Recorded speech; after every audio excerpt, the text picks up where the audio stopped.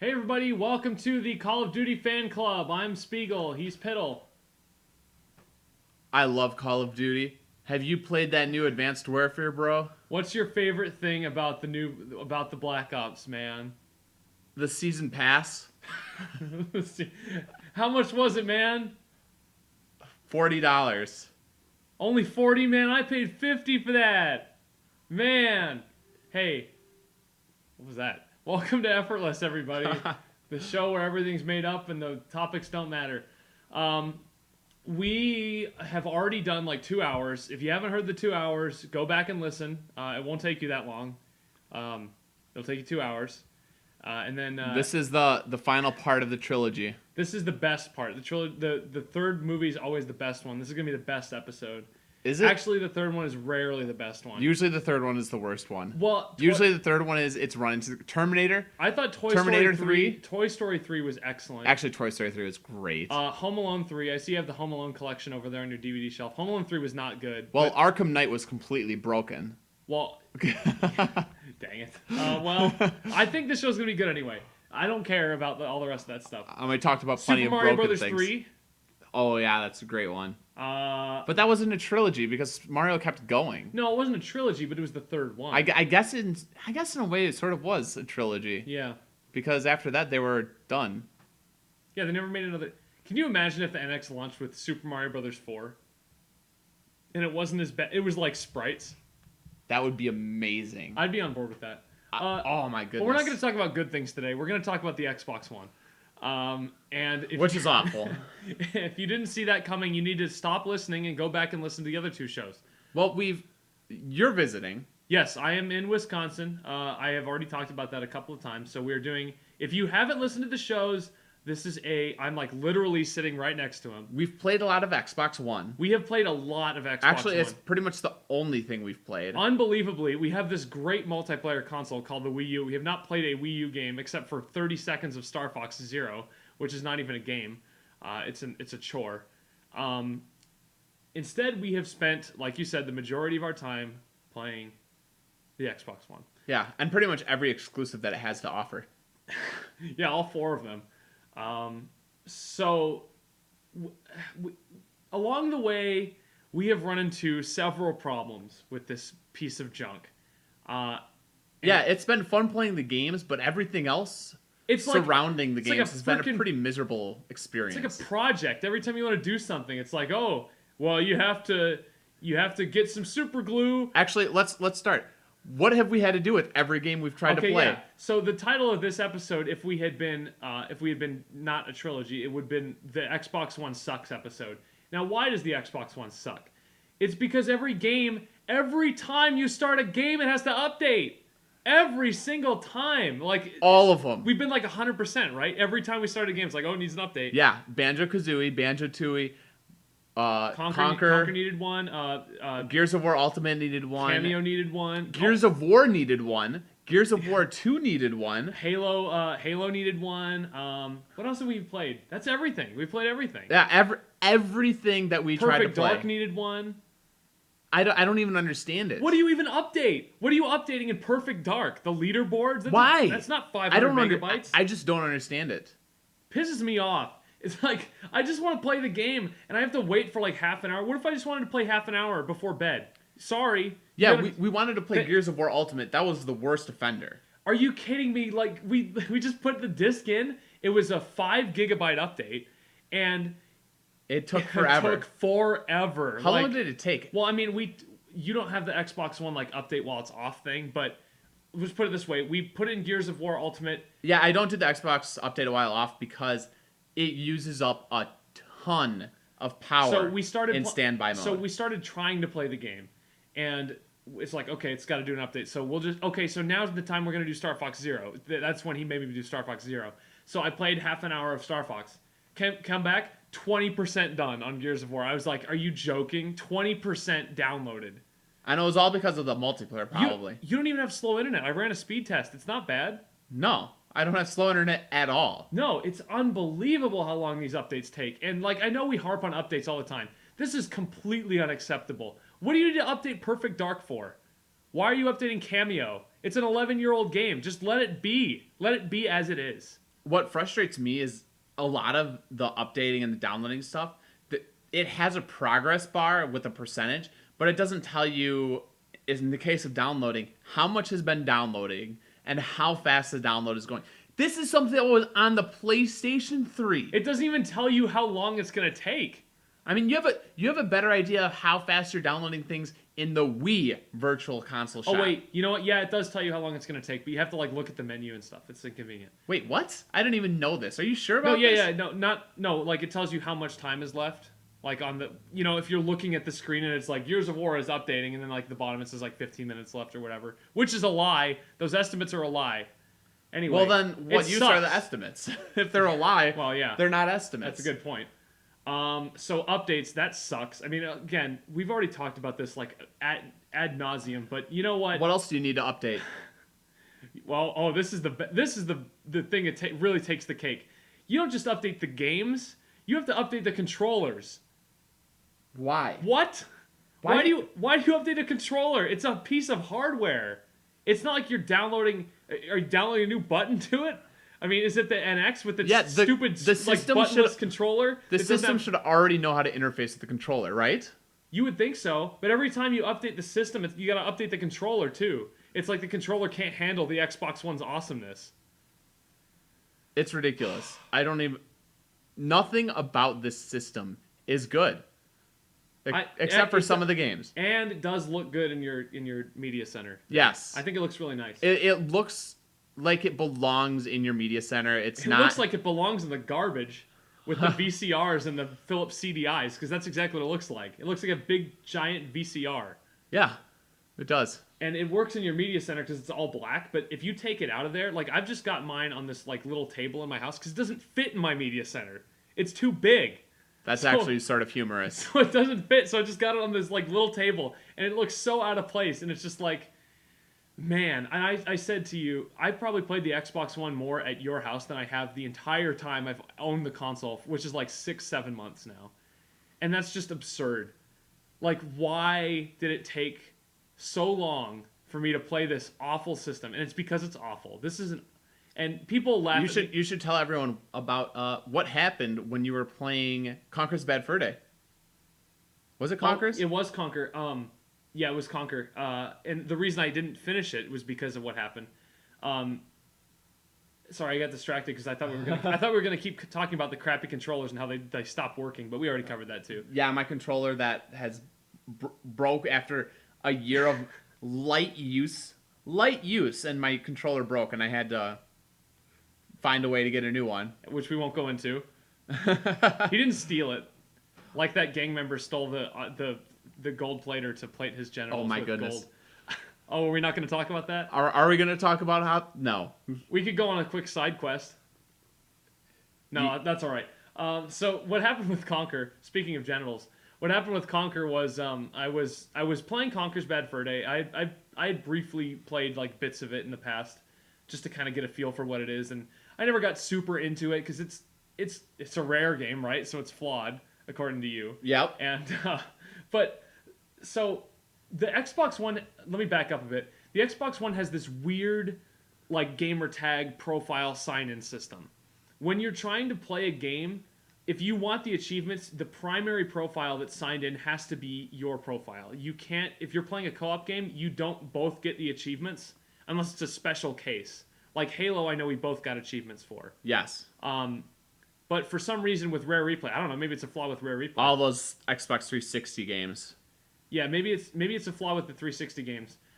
But when you sign in to your account and you're the primary account on it, you don't get, or you are the one who is getting the achievements.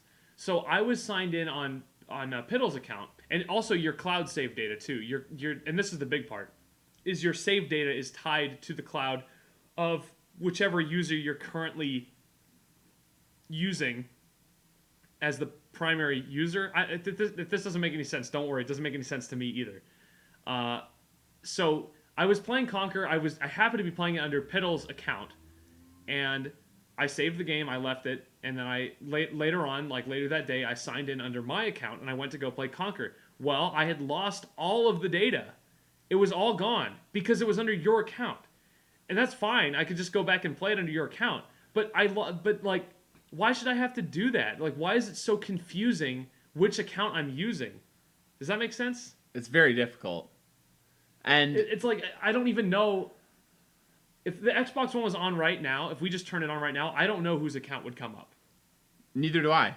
I think it would be yours because you're the system owner, but then you have to manually switch it, and it's like a project. Like I said, every time you try to play a game, it's like a project. You got to follow all these steps, or it's going to come out wrong. And one of the most frustrating things was with the profile system is when we were trying to play Perfect Dark, and I was trying to play with my controller. Oh my god, this was a complete disaster. You were trying to play with your controller. There was no way for us to change what slot our controllers were assigned to. Right. I'm trying to play as player one, and I can't, and use my profile under my controller, and it's just it wouldn't. The system wouldn't allow it. We had to do. What did we end up doing? I know what you loyal listener. I know what you're thinking right now. Why does it matter? It matters because he wanted to be player one. It's not complicated. And what did we do? I don't even know. We tried desyncing the controllers. We tried changing the batteries. We tried just turning the system on and off. We tried switching profiles. Like, none of that worked. And I think eventually what we ended up doing, I think we turned the system off. Turned it back on. I think we resynced my controller. Turned it back on. I made sure I logged in first on my controller. And then I logged in, and then it was right, I think. It took like 20 minutes. And yes, it is trivial. But why is it something? And maybe we just don't know our way around the Xbox user horrible interface, yeah. But which is it's a terrible interface. But the point is like it is trivial. So why is it so hard? Like, it's not like it's this big process that you should have to go through every time just to change from player 1 to 2. And I went on this big rant about like how I hate wireless controllers and how I wish everything was wired and people who prefer wireless are stupid and all that, but we're not going to go into that. Why not? Because I don't feel like it right now. I wish we had more wired control. I wish wired controllers made a comeback in a way. Wired controllers are underrated. Like, and people are like, oh, I don't want all those wires across my living room. It's like, well, I get that, but I don't know. It's not that big of a deal. Get over it. The thing is, a lot of times with my GameCube, I had a Wavebird, and I had, just a regular controller. But a lot of times I switched it up. A lot of times I would take out my Wavebird and use my wired controller because it was just nicer. It just worked better for whatever reason. Well, do you ever recall having any hardware functionality problems with a wired controller? No. I can't remember the last time. I work at a game store, as everybody knows. I can't remember the last time a customer came in and said, hey, my controller doesn't work and it's a wired controller. Like, I've never, ever had a wireless controller or a wired controller complaint. Wireless controllers come back all the time. They don't work because they don't charge. They don't connect to the system. The buttons don't work, but that's any controller. And they all cost over $50. They're so expensive. And my PlayStation 2 controller is $20, and it's been working for 15 years. Actually, I think all controllers are $60 now. Is that correct? Yeah, brand new, yeah. Which it's absolutely insane too that these controllers cost $60 now when you could buy a Wavebird for $30, I think. At the time, yeah. And that was a good piece of technology too, that Wavebird. That was really it worked really well. I don't want to say it's revolutionary because there were wireless controllers before that. That was the first mainstream one. That was a big thing for Nintendo. They're like, you can play your games with no wires. And I'm like, that's pretty cool at the time. I mean, because it worked well. Yeah, because it actually worked. The Wavebird actually is a pretty good piece of hardware. Still works. So that was a works. wireless $30 controller, and here we are with controllers so fancy they need their own updates, and they just don't even work. They just don't work, and they suck. And you know what? This thing right here, I'm holding the controller in my hand right here. It doesn't feel kind of brittle. It doesn't feel strong to me at all. If you hold this, doesn't it feel like if you drop it, you're done?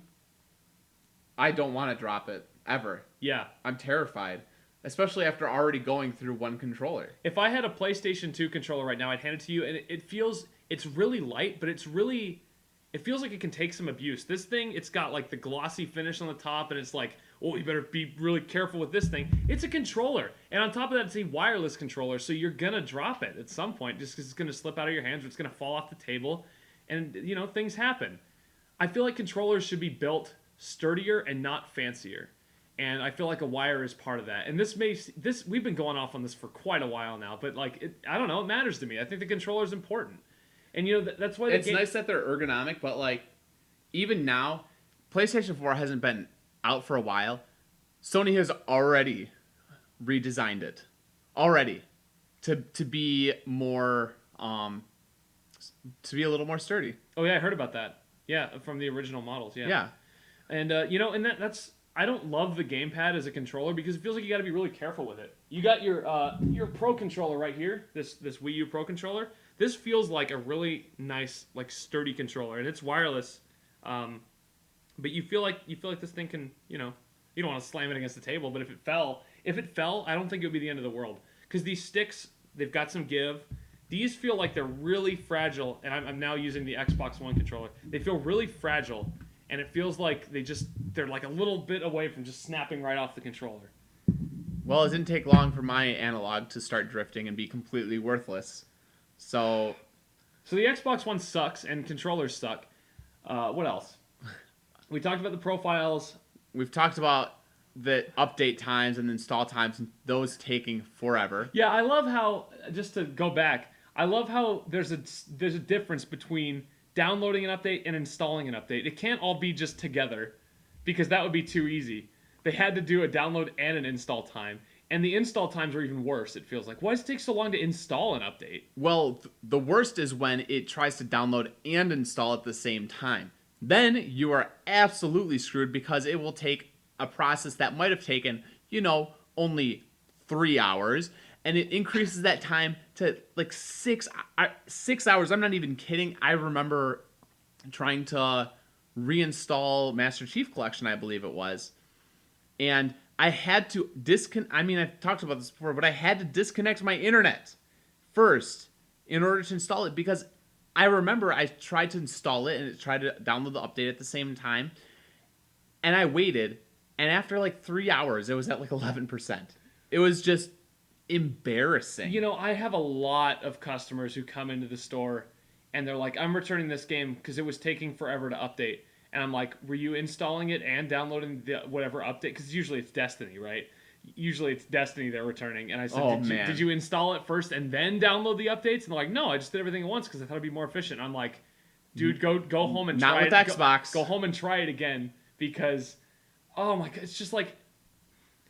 You actually think that your system has frozen when you're installing games on the Xbox One. It's that slow sometimes. The more I feel like these consoles are getting more technologically advanced, the worse they're getting, and I don't understand it. How is it getting worse? How are the games getting worse? How is the hardware getting worse? Why is the industry going down a freaking toilet? And why are people so okay with it? God, I hate video games. I'm never playing again. Just going back to my GameCube now. See ya, everyone. Actually, in terms of install times, and this is a little bit of a tangent because we're supposed to be talking about the Xbox One. That's all right. We got like 40 minutes. But I really want to talk real quick about one rumor about the NX. And that is that it is going to start using flash-based memory. Or for cartridges instead of discs. Today's the 5th of May. This could have been debunked by now. Like they could have revealed the NX by the time this is posted, but this is the 5th of May when we're recording this. And this rumor was posted by IGN today, and IGN doesn't really rumor monger too much. So no, they don't. I feel like it's got to have some type of weight to it, and I think it's interesting that the NX maybe wants to go cartridge based. And we heard about this like a year ago.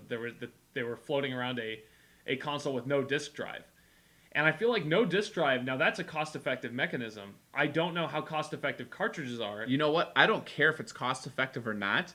If it loses them a little bit of money, but it makes my life more simple than having 4-hour install times like the Xbox One has or more, then I am all for it. And is that not what it will offer? I mean, I've never had to update a 3DS game, when it's come out. I put it in the system. Sometimes there's a patch. I've never had to install a game though. That's never been a thing. If you have the game, you can play the game, and that's just the way it is. That's the way it's always been. And with the cloud And I mean, there's a lot of really good stuff that the cloud can do for you. The fact that I can come over here and play a disc-based game on your system and go home and pick up where I left off, that's really cool. That's a really is very cool. It's a really cool feature.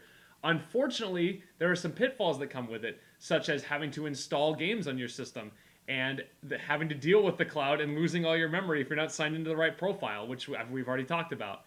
And it's just, it feels like with every step forward, they take like 2 steps back. And it's like, did nobody think about the consequences of moving to installing the discs instead of just putting them in and being able to play a game? I don't know. I look at consumer products, and I feel like the most important thing is ease of use with a lot of consumer products. Why do you think Apple got so popular? Super simple, easy to understand interface. Yeah, even when they screw you over. Yep. Like Apple Music deleting music that you own and even maybe have created yourself from your computer just because you own the Apple Music app or service or program. So, but it's so simple and easy to use, especially if you're in their ecosystem. Yeah. And that's the other thing. And this now getting back to Xbox One. Why doesn't it feel like, even though I'm an Xbox, I guess I'm technically an Xbox loyalist, I've now had Xbox products for 7 years over Sony products. I specifically chose the Xbox One because I liked their lineup of exclusives for this year. And I mean last year. And you know what? I'm feeling a little bit burned right now because what is my incentive to even play Xbox One anymore? This thing is going to be irrelevant really soon. And they just keep throwing all these roadblocks at me. No, you can't play the game. You haven't installed it yet. No, you haven't downloaded the update. No, you can't do anything at all without having Xbox Live. You can't,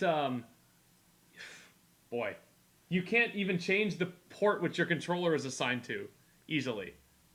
When Xbox Live core services are down, you will not be able to even watch Netflix. Why is Microsoft so obsessed with alienating their customers when their customer base is shrinking daily and Xbox One is now getting outpaced routinely in America by the PS4? America was like the last thing that Microsoft had that it was like, okay, we can still compete in America. Not anymore. Look at the numbers. They're decreasing.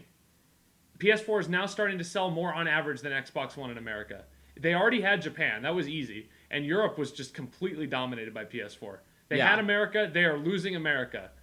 Make Xbox great again, Microsoft. Oh, man. There we go, getting political again. Yeah, you have to look at now the PlayStation 4 Neo is just around the corner. The Nintendo NX is just around the corner. Well, we know Microsoft is going to announce an updated console, right? That's the other issue. They're going to announce a new console, and my Xbox and your Xbox One is going to be even more useless because great. I just bought mine in November. We just got these systems. They're already falling apart.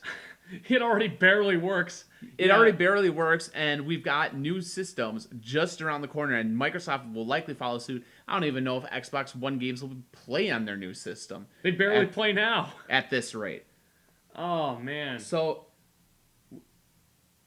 it's just, this system should just go away. I want this system to go away more than I want the Nintendo Wii U to go away. It's funny, because I knew this was going to happen. I knew it was going to happen like in 2015 before I even bought this thing. I'm like, I know I'm going to buy this and Microsoft's going to screw me somehow. And you know what? I'm like, I bought it anyway. I had buyer's remorse before opening the box, before even buying the thing. I had buyer's remorse because I knew I was driving to GameStop. Oh no, I'm going to spend $400 on a piece of crap. What am I going to do? I almost crashed my car into the car in front of me so that I have to pay for something else. So I have to spend the money on the Xbox One. Oh, man. I'm not going to say I regret the purchase because I still enjoy the games, which is ultimately the most important. There are a lot of things I like about it. So I got to play Rise of the Tomb Raider on it, which was a great game. Rise of the Tomb Raider was awesome. Yes, and you know what? I have all of the Halo games available on my Xbox One now. I have all the Gears of War games available on my Xbox One now, and I'm never going to go play Gears of War Ultimate Edition again But the nice news is I only had to buy Gears of War Ultimate Edition to get Gears of War 2, I Gears of know. War 3, and Gears of War Judgment. Yeah. So in terms of that, I'm happy I have it. Yeah. And it has rare replay, Rare Replay is fantastic. which we've played a lot of, even though I don't think Rare is a good developer. Go back and listen to the last episode, everybody. But so I'm glad I have those games. It's just every other facet of my Xbox One experience has been unenjoyable and frustrating, and I don't even know what Microsoft was thinking with this system. If this system also had the rumored online only, and also the fact that no pre-owned games or whatever, like you have like every game you buy, that's your game forever. Yeah, if that had actually gone through with this system, it would be the worst system of all time without question. Yeah, it's I would rather have an Atari Jaguar over the Xbox One if that were the case. And even right now, it's sort of tempting to say Stop with the Jaguar. I mean, hardware-wise, the Jaguar didn't work either. So I mean, I don't know how you can make that. But in terms of like modern consoles from the big companies, let's say the big companies, Sega, Nintendo, Sony, and Microsoft of the modern era, and you can't really throw Atari in there, right? Because they didn't make a console that was relevant after 1985. So let's just say relevant companies since 1985. Is this the worst? The original model PS3 this might be the worst, most successful system ever. I thought the original model PS3 was pretty bad. The original Xbox 360 literally did not work. But you know what? At least Microsoft replaced it. And it had games. This kind of has games, and it kind of doesn't work. So yeah. If you're ever thinking about buying an Xbox One, in other words, don't buy an Xbox One now. I'll tell you that. If there's a new console coming out, heck, if you're looking at buying a PlayStation 4, don't do that either. Don't do that right now. You're gonna get a PlayStation 4 Neo in a year for $100 more. That does a lot better of a job. You know what? I'm starting to think now, and I never thought I would do this. I think the PS4 is actually becoming a pretty decent system. And I've ripped it in the past for not having any games, but now you're starting to build up this backlog of these not first-party games, because Sony doesn't do first-party anymore, but they have these exclusives, Ratchet and Clank. I always say Bloodborne, you always rip Bloodborne, and I always say Until Dawn, and you always rip Until Dawn. And now I don't rip Bloodborne. I just think you have a similar. There's not much reason to own a PlayStation 4 just for Bloodborne, because you can get a similar experience from the Dark Souls series. Okay, well that's fair. But now the reviews are out for Uncharted, and by the time you're hearing this, you're probably playing Uncharted if you've already got a PS4. And the reviews are pretty dang good. And PS4 is now starting to look like a console that maybe it's worth buying, like in terms of just the games it has. And I thought that when Xbox One had that lineup of Gears, and they had Halo coming out, and Rare Replay, Gears 4, Rare Replay, Rise of the Tomb Raider. And, there was already some games on their multiplats that I kind of wanted in already. the span of 6 months, I think 6 months, the Xbox One got Halo 5, Gears Ultimate, Rare Replay, and Rise of the Tomb Raider. Yeah. In fact, that was 4 months, because Gears came out in September, Tomb Raider came out in November. So, yeah, it was a good lineup, and that's 3 months, actually. And they impressed me at E3. I thought Microsoft had a really good E3 last year, and I was like, you know what? I'm going to buy in. I think they've got the games. And now, here we are, and it's kind of in the same place it was last year. Microsoft needs to have an incredible E3 to save this thing. They need to just knock it out of the park so hard that you just need to make Sony look like a baby's toy. Is that even going to happen, though? Because one of the things I was sort of looking forward to with this system is, I know it's not the greatest series, and there's plenty of flaws with it. It's almost a bit very Rare-esque. God, will you stop it with the Rare? is Lionhead Studios just got shuttered by Microsoft, so it doesn't look like there's going to be any more Fable games on Microsoft consoles. And Fable is like a big. I don't know if you guys don't remember. Fable was a huge pillar of the first Xbox, and Fable 2 was like a big release for 360 when that first came out. Just this last E3, did they not show the faces of the Xbox One, and the Fable character was on that. Was a face of the Xbox One, and now they have shut her down. They've shut down the studio. And you know what the funny thing is? The quote unquote faces of the Xbox One. It was Master Chief.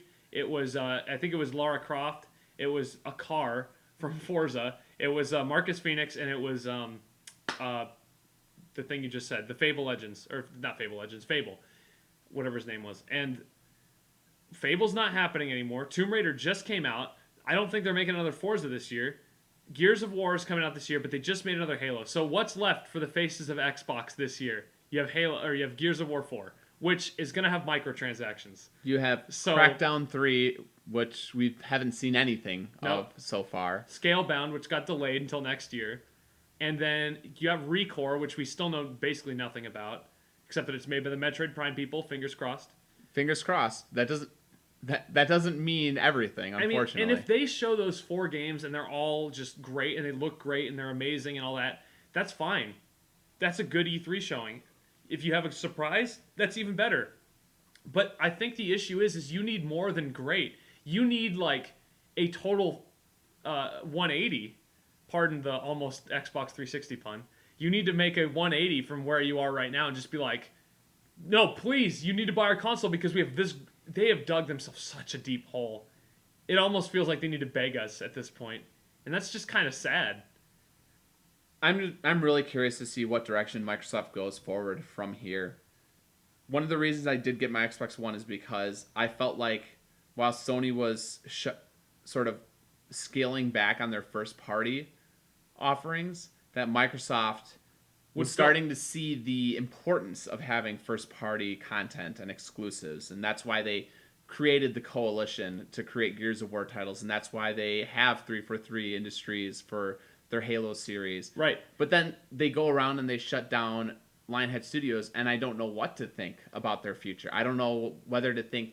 I mean, are they really invested in video games? Like, yeah. Does it feel like that? Is this system dead? Is the brand dead? Is Microsoft going to continue moving forward with these systems when they had a hard time making the 360 profitable with the $3 billion write-off that they had to have for the 3-year warranty? I don't think that Xbox as a brand is in trouble because Xbox is still very recognizable. I am concerned about Microsoft's dedication to the video game industry in the sense of they don't even seem to know what they're doing when they do get a big exclusive.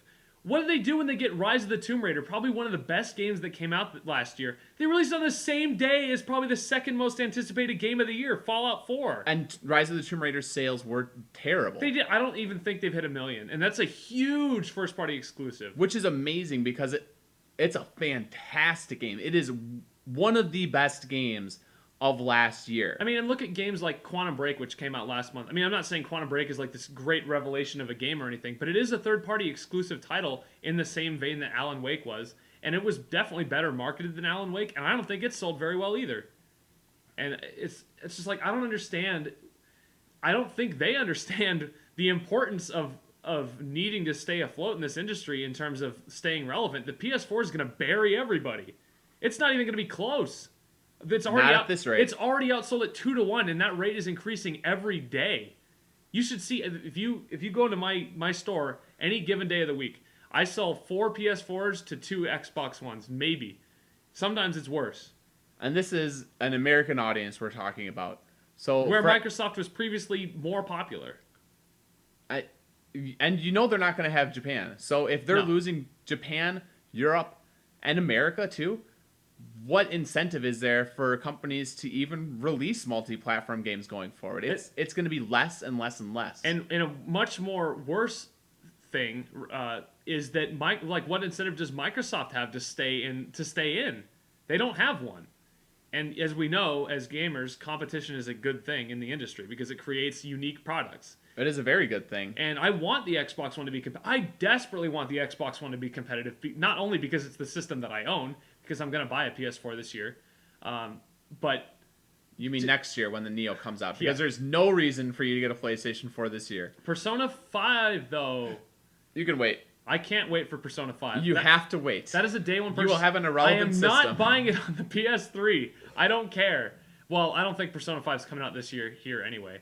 But anyway, I put a bullet point. I literally put the bullet point. I can't believe anybody ever bought this thing. Look at the Xbox One's history. When it was unveiled in 2013, everyone accused it of Microsoft of not caring about video games. Yeah. So who bought it out the gate? Not that many people bought it initially. Next year, Microsoft put together this really solid press conference in 2014 that showed that they really did care about games and they were going to push to get exclusives that were really good and all that stuff. And then they release a broken Halo Master Chief Collection. That same year, completely broken. It's just so those people who bought it now they feel like they got screwed because they bought it for a game that's completely broken online, Halo Master Chief Collection.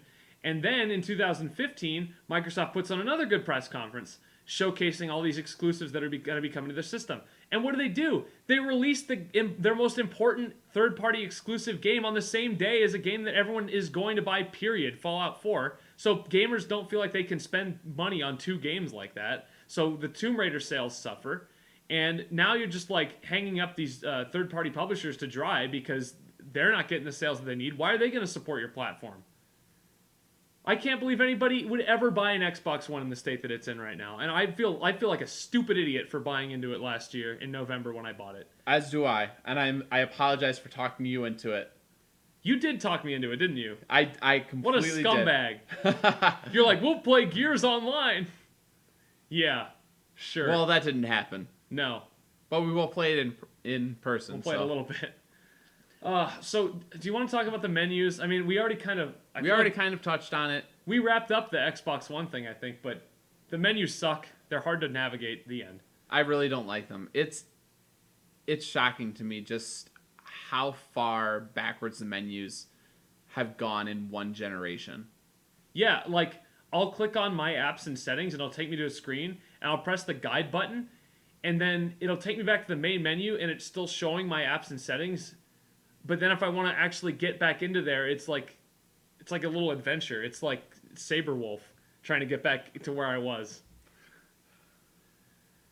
Go watch the last episode. So and yeah, they're unresponsive menus. There are times where I feel like my console is frozen, but it's just still trying to process what to do, what I told it to do. You know how I love when I have to wait when I'm playing games, right? I love waiting. And there's a big wait every time you want to play the Xbox One. You know what that wait is? It's turning on the console. You know how long that thing takes to load up? It was like, we were laughing at it this morning, how long it took to get to the main menu. And it takes even longer to load up the game. People ripped the Wii U when it first came out for menus taking forever. This is far worse. I think it is far worse. This is far, far worse. Yeah, I'd rather... Wii U is like snapping a finger now, and this still takes forever. I do not have my PlayStation 3 hooked up to my TV right now, and I haven't for a while. But more and more, I think about just unplugging my Xbox One and plugging my PlayStation 3 in because it's quicker to get to Netflix, it's quicker to get into games. I'd almost rather... The Xbox One barely has any games. I know the PlayStation 3 sure has a ton of great exclusives for me to play if I want to. So it's a very sad and depressing experience, honestly. It makes me angry, but at the same time, it just makes me sad that this is really the dominant direction of gaming, and it seems like nobody really cares.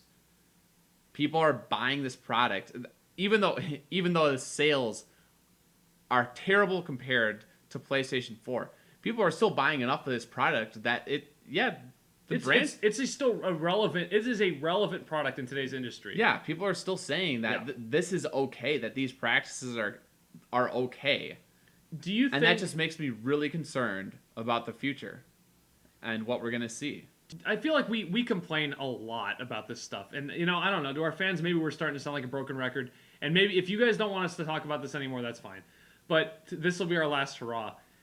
Do you feel like it's more of a thing to be angry about or more of a thing to be sad about, that this is sort of the way that it's going? Do you feel like there's enough people who are like angry about this to even make a difference? Do you care? Does it matter to you? Are you asking me? And anybody out there listening? I mean, there's a lot of angry voices in the industry just because that's sort of the nature of it. It gets clicks, you know. The Jimquisition, obviously very angry. The angry video game nerd has been doing videos for 13 years, and, you know, people love it. And we're just another, like, group of angry voices in that sea of angry voices. But, like, at what point do people start just agreeing with the anger? I feel like even though there's a lot of anger out there, like, who's listening? Is anybody listening? I mean, no one's listening to us, but I mean, do people listen to the Jimquisition when he's like, no, these games are objectively not good, and here's why? No, because people keep buying it. Your wallet does the talking to these companies, and that's it. Season passes are here to stay until you stop buying it. Bad consoles are here to stay. All right, well, that's enough of that. Broken controllers and all. And speaking of things that are broken, we're going to end the show and end the amazing Effortless Trilogy, in my opinion, with a little game that I like to call Predict the Metacritic Score. We have a bunch of games that are coming out in the next couple of weeks. In fact, by the time you listen to this, the Metacritic scores for these games might already be out, or at least some of them. Yes. But as of today, the 5th of May, it's too bad because I wanted to do Uncharted, but Uncharted reviews came out today. I was going to predict over 90. For Uncharted? And that's where it looks like it's going. I was going to predict just under 90. So I think you said 89. I think I said 89, yeah, originally. But it right now, as of this taping, it's like 94, I think. Which is actually more than I expected. That's incredible. 94? Are you kidding me? What was the last game to score that high? It was probably Grand Theft Auto 5, I think, got a 96. Shoot. Anyway. Uncharted, yeah, so it's doing very, very well. Uncharted 4, an oasis in a desert of crap on the PS4. So anyway, we're going to predict some other games that are coming out this month. Starting with, well, we will update you as the games come out, whether we were right or wrong. Doom for Xbox One, PC, and PS4. A reboot of a classic game franchise on PC, SNES, Sega Genesis, Nintendo 64. I believe it was also on 360 at one point. With Doom, I'm going to predict 81.